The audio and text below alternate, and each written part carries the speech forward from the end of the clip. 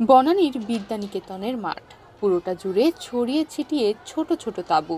তার পাশে বসে রং বেরঙের কাগজ কাটতে ব্যস্ত অনেকেই। বানানো হচ্ছে কাগজে ফুল, সেসব দিয়ে সাজানো হচ্ছে তাঁবু। এমন ছোট ছোট নানা কাজে একঝাঁক শিক্ষার্থীর কলকাকলিতে মুখর বিদ্যানিকেতনের পুরোটা মাঠ।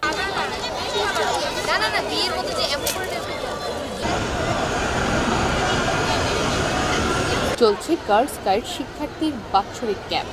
বাংলাদেশ গার্লস গাইড অ্যাসোসিয়েশনের গুলশান বনানী গাইড জেলার প্রায় ৩০০ শিক্ষার্থীর এই আয়োজনে অংশ নেয়। আর এই আয়োজনের দ্বিতীয় দিন বুধবার শিক্ষার্থীদের স্বাস্থ্যসম্মত খাবার রান্না শেখাতে সেখানে উপস্থিত ছিলেন বিশিষ্ট রন্ধন বিশেষজ্ঞ কেকা ফেরদৌসী। তারপরে আমি কি করব আর তোমরা কি করবে, আমি আজকে সময়ের জন্য প্রেসার কুকার আনতে পারতাম, প্রেসার কুকারে এত আওয়াজ করে কথা বলা যায় না, সেজন্য আমি হাঁড়িতেই করতে চাচ্ছিলাম, যার জন্য মাংসটা সেদ্ধ করে নিয়ে এসেছি।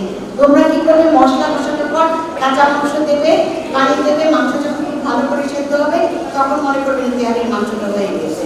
রাজধানীর গুলশান বনানী জেলা গার্লস গাইডের শিক্ষার্থীদের সহজ পদ্ধতিতে তেহারি রান্না শিখিয়েছেন তিনি।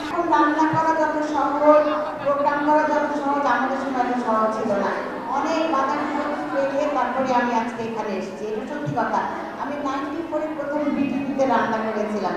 আর তার আগে কি বলবো, মানে আমার বিয়ে হয়েছে আমার ইন্টারমিডিয়েট পাশের পর। হ্যাঁ, বিয়ের পর আমি লন্ডনে ছিলাম, আমেরিকায় ছিলাম, ওখানে অনেক রান্না শিখেছি বিভিন্ন জায়গায়।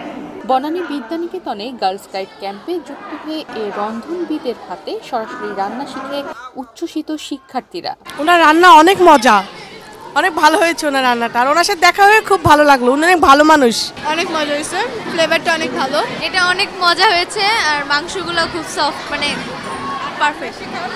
না, আমরা সব শিখতে পেরেছি, এখন থেকে নিজেরাই বাসায় বানিয়ে খেতে পারবো। প্রকৃতির সঙ্গে সম্পর্ক রেখে যাতে শিক্ষার্থীদের মনের বিকাশ ঘটে, এই লক্ষ্যে আয়োজিত 3 দিনের এই ক্যাম্প শেষ হচ্ছে বৃহস্পতিবার।